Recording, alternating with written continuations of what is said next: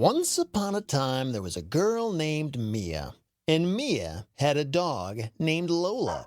Some people think of dogs as just regular old pets, but Lola was much more than that. She was a true friend and a member of Mia's family with a heart as warm as her fur, eyes that sparkled with love, and a tail that was always wagging. Mia and Lola shared a special bond. They went on all kinds of adventures together, whether it was playing in the park, exploring the woods, or just curling up together with a book on rainy afternoons. One day, Mia and her parents were on a family vacation with Lola. The four of them were sitting around the campfire one night when Lola started barking at some noise off in the distance, and then she just took off running after it. Mia and her parents called out, "Lola! Lola!" and they ran after her, but she was gone. They searched the surrounding woods for minutes that turned into hours, but they could not find her. Lola was nowhere to be found, and it was getting late. Mia finally went to bed that night with a troubled heart because she was worried about her dog. Where was she? Why did she run away like that? That was so unlike her. What if she was in danger? The next day, Mia and her parents continued the search. They spent more time walking around trying to find Lola. They called friends in the area and they put up flyers all around town, letting everyone know to look out for their dog if they saw her. But after weeks of trying and searching and waiting, nothing. Mia was so sad and disappointed, and most nights, she would cry herself to sleep. She was almost about to give up hope. But then one day, she went to open the mailbox after school, and she discovered something rather mysterious.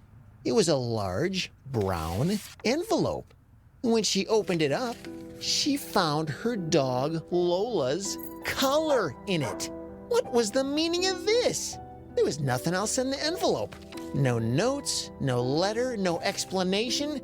The only other information they saw was a return address stamped on the outside corner of the envelope.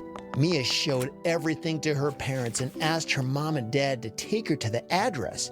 So the three of them jumped in the car and started driving to the address location. And after what felt like a lot of driving, they finally got to the address. And they found a rickety old trailer way out in the middle of nowhere. They walked up to the door and they knocked. And from inside the house, they could hear someone moving around and slowly coming toward the door. Mia looked down at the rusty old doorknob as it twisted and the door opened. And there was a nice old man standing there.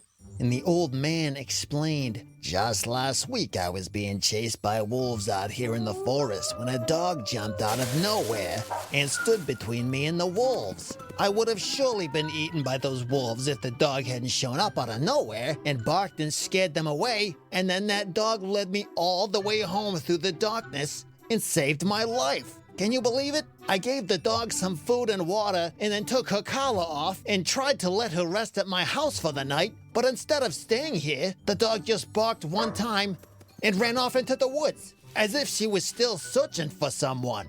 Mia knew that Lola was trying to find them still. That's probably why she didn't stay with the old man. Mia knew she had to find a way to track her dog down. Mia and her parents thanked the man and got back in the car and kept driving deeper into the forest. And after driving for some time, Mia noticed some paw prints on the side of the road. So she said, Dad, stop!" And the three of them got out of the car and started walking through the woods, calling Lola's name. Lola!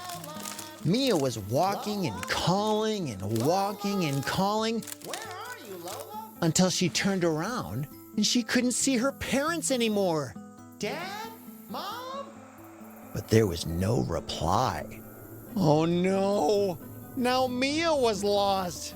She kept walking through the woods, calling out for Lola and her dad and her mom, but nobody responded. It was starting to get dark. What was she gonna do?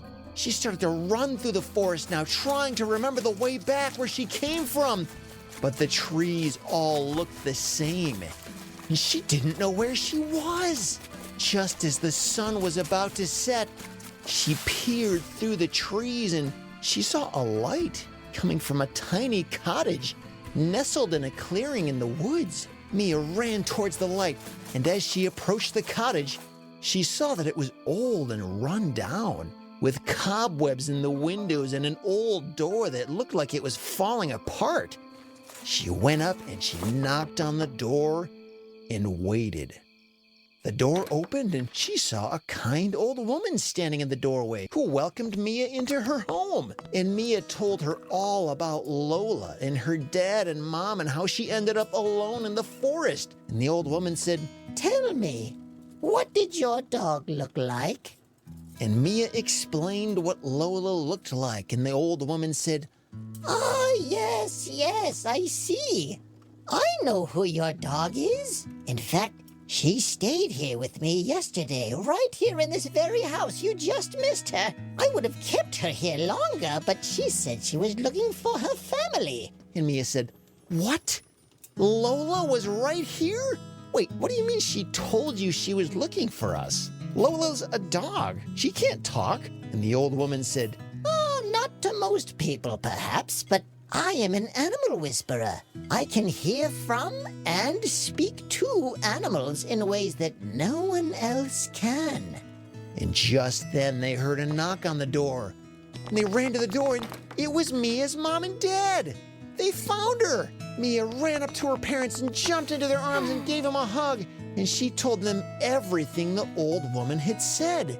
Mia's dad asked, "Do you know which way she went?" And the old woman replied, "Lola told me something about going to a lake house, whatever that means." Mia and her parents knew exactly what that meant. You see, Mia's family had a house on a lake, and it wasn't that far from where they were. That was actually a pretty smart move for Lola to go there. So Mia and her mom and dad thanked the old woman, and as they walked out the door, she said, "Oh, by the way, before you leave, there's something else Lola told me that you should know about." And the next thing out of the old woman's mouth was something they never could have prepared for. But that's a story for another day.